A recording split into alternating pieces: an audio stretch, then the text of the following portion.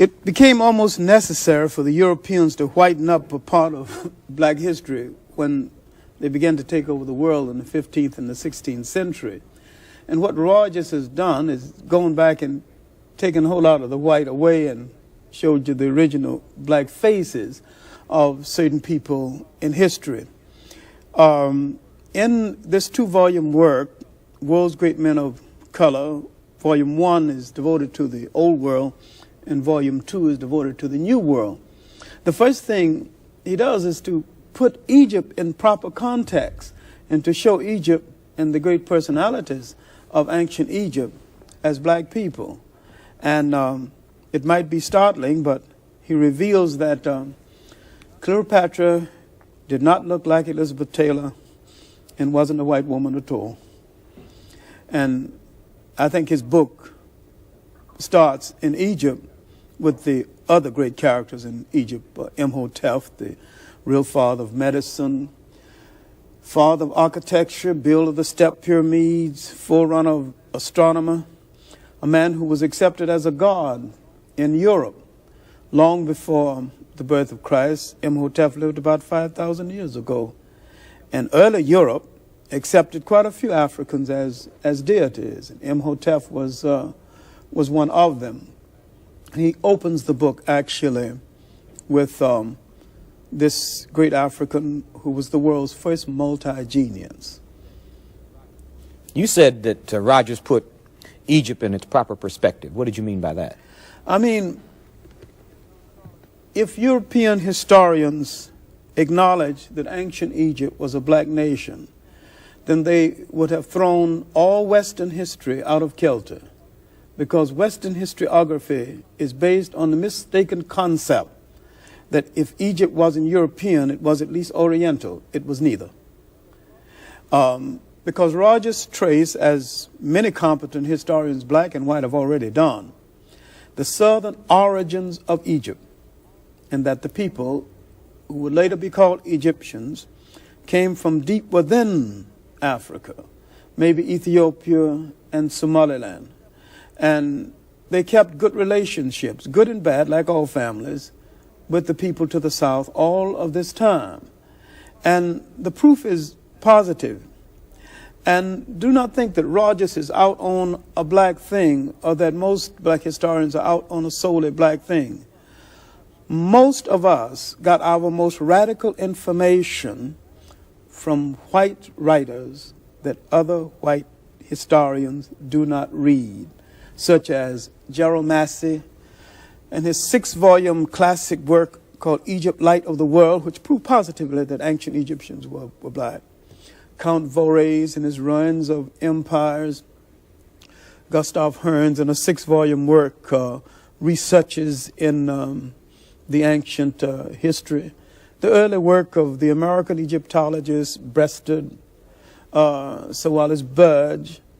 And so we are going to radical historians, especially Massey and his Natural Genesis and the Book of the Beginning, establish behind them the black perspectives in history. And if white historians accept the black perspectives in history, they would have to admit that the white perspectives in history is wrong. And I'm afraid they're not quite equal to that right now. Well, what is the, if there is a black perspective in history, there is a white perspective in history. Mm-hmm. And you're saying, I'm assuming, that history is being manipulated for an end. In itself. In itself. History, the Europeans began to manipulate history when they rose and began to expand into the broader world in the 15th and the 16th century, because they had to justify the slave trade and they had to justify the colonial system that followed. And modern racism has its incubation in that period. You cannot enslave a man and say he's a human being, that he has humanity, he has and that he was one of the forerunners of the world's religion. You cannot enslave an African and say this about him, because if you say he's a human being, then you're saying he's an extension of you. Then you cannot sell an African Christianity and call him a heathen and acknowledge the African contribution toward the creation of Christianity. So it's a contradiction in acknowledging that the man created Christianity, then come back and say that you are selling him Christianity because he is a heathen. So the European had to literally strip history of the contributions of non-European people. To a certain extent, they did this in Asia. Now, what Rogers has done in these two books is to go back and set history in some kind of prospectus based on this information. And all of the information did not come from black historians. It came from the best records available from all of them. Now, speaking of information, Rogers has alleged some very startling things, and we're using that word because I think in the context of having had only white history, anything black is startling, and so I'm saying it in a positive way. That some of his information has said that there were a number of American presidents who actually were black, that there were a number of prominent Americans that history has treated as whites, who by his criterion or criteria of who was black and white, according to society's definition, were black. Oh, no, not according to Rogers' definition now. Understand, and this is the irony of it all, and this is the trap.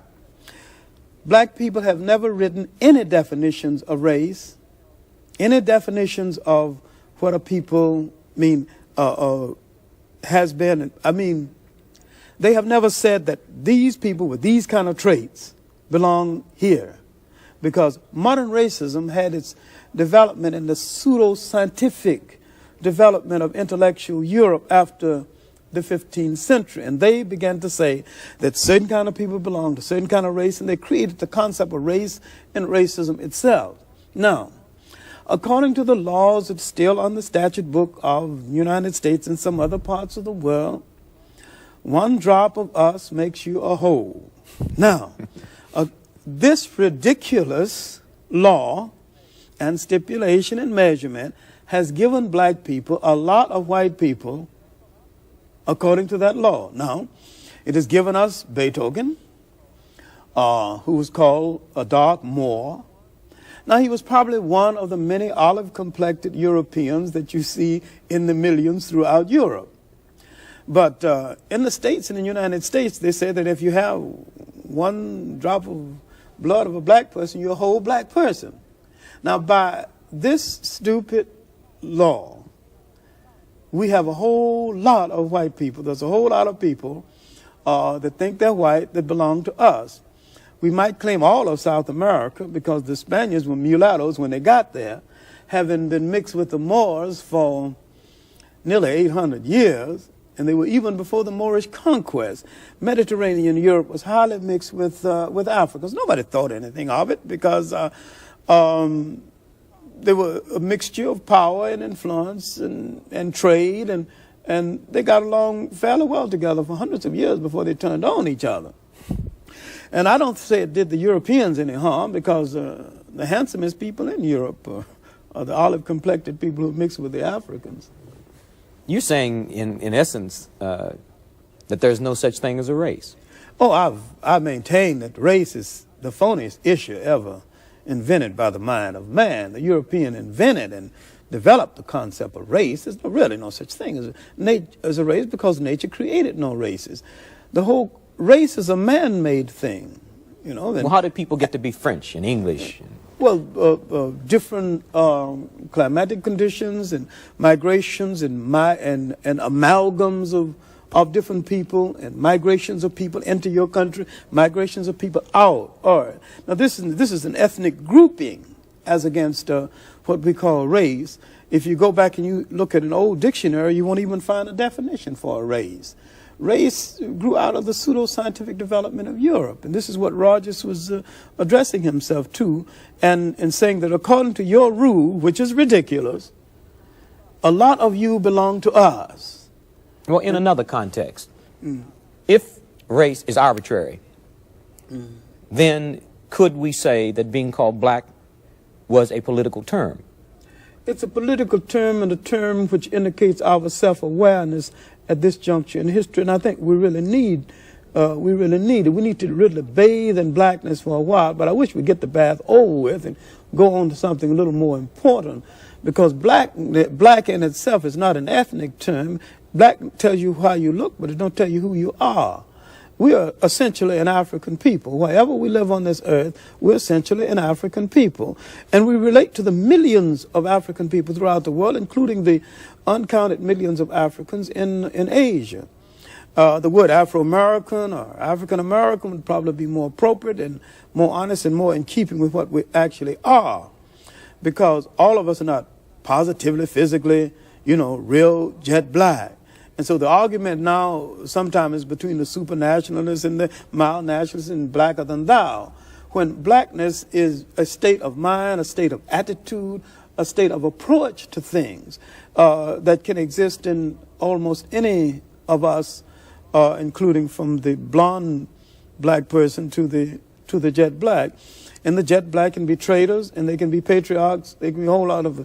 See, we've been everything in history from saint to buffoons. We're a complete people, and we need to start looking at ourselves as a complete people. And I think that once we convinced ourselves that we're black and beautiful, we'll stop saying it and just go ahead and be black and beautiful and release a whole lot of energy for more important things. All right, since you said that J.A. Rogers was a chronicler that related events, what is there in these two volumes in terms of facts that would be beneficial to black Americans in the regaining of our lost heritage? In terms of facts, is that J.A. Rogers goes through history and places in proper perspectives with documents the role of the black personality in history, beginning from the origin of man in Africa to the present time. And I'm saying that black people need a measurement of the role that they have played in history. And Rogers was the pioneer in the search for the black personality in history and his role. And this is important because through Rogers, in his first volume on the Old World, you can see what the Africans achieved, and what the Africans not only achieved within Africa, but the conflicts among African and how these conflicts were settled. Egypt was invaded from within Africa, which began the decline. That was the Kushite invasion, led by that magnificent trio of black generals, Castor, Pianki, and Taharqa. And the interesting thing about these men, especially Taharqa, the last of the trio, is that he not only controlled what is Kush, was part of Ethiopia and the Sudan of today and Egypt, but he invaded Libya and practically all of the Middle East, Saudi Arabia, Iraq, and Iran, all in those areas. And in those areas, he found both friends and foes. Now, if he found friends and enemies, if he found people in the Middle East willing to fight with him, he a black general. This tells you that color wasn't such a major factor, but the power, the rise and fall of power. Rogers tells us some other interesting things in Volume 1. Actually, I wish we had time just to deal with Volume 1 alone, because it tells you of the early European invaders of Africa, after he finished telling you about Akhenaten and the great queens of Egypt, and that woman, the first truly great woman in history, Hatshepsut. About the black generals who served in white armies. Cletus Nigra, who was one of the commanding generals in the army of Alexander. And he deals with the romance around Alexander, which shocked the hell out of some people, because Alexander not only did not die worrying about no worlds to conquer, he died in a drunken stupor, and all this is documented. He threw a dagger at Cletus Nigra, the black general, who differed with him in front of his high command. And he died in self-reproach after this act, not worrying about no more worlds to conquer. It's another thing. And another aspect of Alexander, that I call the so-called great, that we need to take into consideration is Alexander was a magnificent diplomat, probably one of the most brilliant diplomats ever. He really wasn't much of a warrior. In fact, one of the main reasons why Cletus Niagara could kid him because he had saved his life on the battlefield a number of times. And Alexander, after he got into Asia Minor, was ridiculing Greek soldiers. And Cletus Niagara, the black general, told him, you wasn't, as for Greek soldiers, you really, in effect, not so hard yourself. And he reminded him of the time that he saved his life. And Alexander was a little bit embarrassed and insulted by having this mention in front of his high command. And he was drinking too much at the time anyway. Now, that takes a whole lot of romance out of history to treat Alexander that way,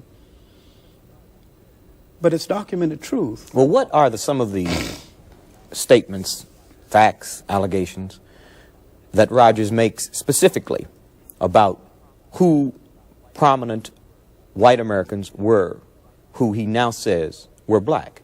Well, he said that 5 of our presidents were black, and considering the fact that the ones that were black seemed to be about the poorest presidents we had, I'd rather not bother about getting into names, but advise you to read the small book by J.A. Rogers called Our 5 Negro Presidents and argue with someone else. But are there any of the families of these presidents alive who acknowledge that one of their ancestors who was a president was black? I'll name one, which because there's been so much writing about it and so much proof, and because some of the families are still alive, and someone want to run this down. President Harding had black blood, had some of what we call Negro blood. Mm-hmm. Where is this documented? There were several articles on it. Alan Morrison, the late Alan Morrison, used to be New York editor of Ebony, did an article on it in the first Negro Digest years ago. But I'll tell you another one, where the documents are a little clearer. That's Alexander Hamilton. He wasn't a president, but he was very prominent. Sure. Alexander Hamilton, whose mother was a black woman from the West Indies. Are there any other prominent Americans that you can think of that are named in, this would be the second volume? Mm-hmm. That would be the second volume in which he names permanent Americans who obviously had what we refer to as Negro blood. Mm-hmm. Robert Browning, the Englishman, and he documents that too, mm-hmm. Who had laid court to Elizabeth Barrett. And I think Alexander Dumas was one of the people he named. Oh, Alexander Dumas. There's no question about Alexander Dumas. He was a brown-skinned man with a bush. I mean, we don't argue about the Dumas, but there were 3 Dumases. Understand that. Not just Alexander Dumas. We talk about grandpapa, father, and son. Now, one Alexander Dumas, black general, West Indian descent, was second in command to Napoleon. In fact, he was Napoleon's artillery commander in the Egyptian campaign. And when the French were voting for someone to take over the French army, Napoleon won by 1 vote. In other words, the French were liberal enough at that time to accept a black man as commander-in-chief of their armies. I'm sorry they didn't elect Alexander Dumas. It would have saved them a lot. And a whole lot of things Napoleon did was useless and nothing but the washing of French ego and costing a whole lot of French money. The one thing I don't think Alexander Dumas would have done is to going into that ice box called Russia in the dead winter time. He wouldn't have played no fool like that.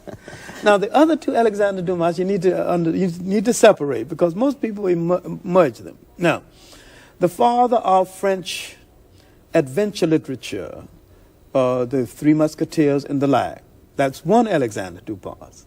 Now, the author of Camille and the romantic tradition in French literature, that's his son.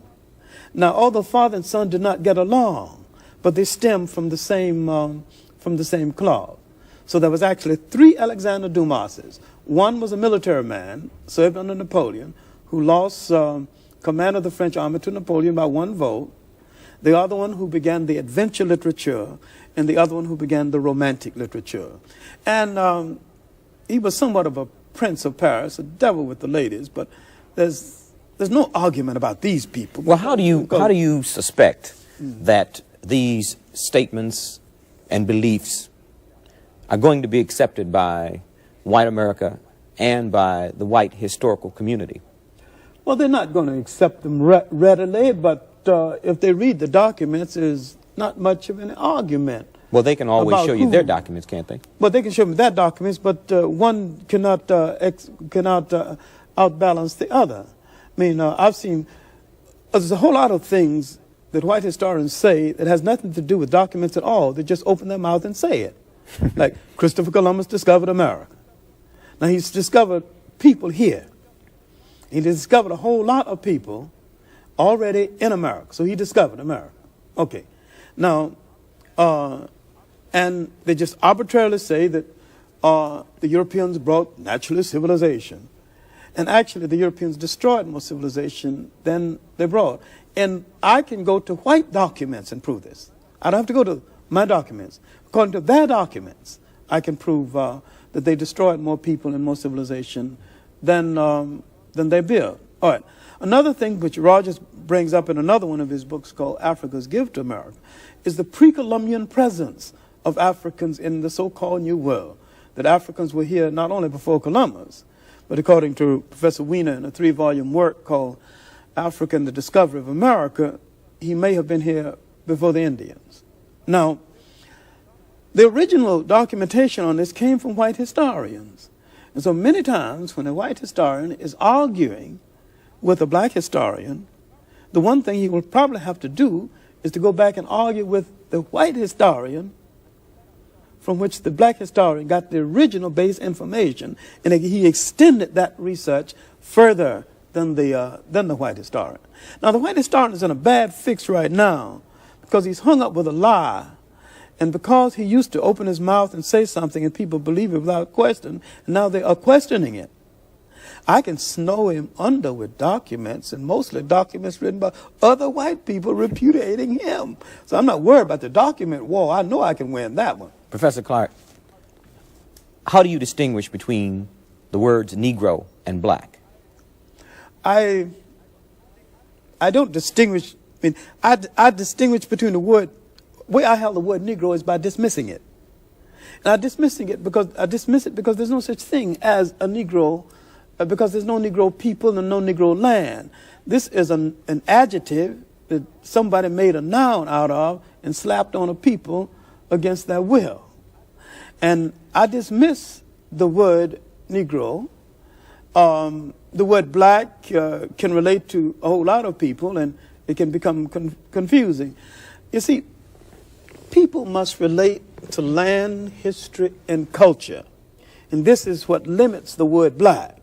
Because if you say black, and where is the black land? I'm going to show you what I'm talking about. If you say English, an image comes before your eyes, good or bad. The changing of the guards, Buckingham Palace, stout-hearted, the Bengal Lancers, If you say French, good cooking, great lovers, Napoleon, all that. All immediately you got an image.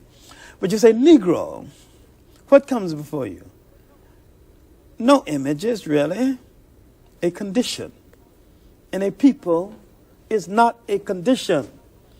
A people must have a name that relates them to land, history, and culture. And so therefore the name of a people, if it's going to be authentic, cannot be black. That can refer to how the people look. The name of the people have to relate to the land of origin. Now, no one is having any difficulty saying Italian American, Greek American, French American. I don't think they should have any difficulty saying African American or Afro American, as the case may be. Now, these are people who are black in the main. But let's get something straight. All Africans are not black. Black is the prevailing color in Africa. There are Africans who have not been mixed with any white people at all, who are light brown. And they've always been that way. And they're just as African as the blackest of the Africans. So we got hung up on a narrow definition like black without explaining that it has elasticity that extends beyond a person being jet black, then we get ourselves into another trap. We get out of one trap and get into two. So now let's qualify what we're talking about when we're black. But when we're speaking of a people on a world basis, then let's relate them to land, history, and culture, so we'll know what we're talking about. Until someone creates a nation called black, from which we emulate, black land, black area, black borough, then I'm afraid that the word black is rather limited. Please join my Telegram platform by going to my description button. Click on the Telegram link. It will take you to the platform. Join us for us to discuss about the well-being of Africa and Africans in diaspora. If today is your first time coming to this channel, then don't forget to subscribe to this channel and turn on the notification button so that anytime I upload any great content, you will be notified. I'm always your guy, De-Graft Amoako. Thanks for watching.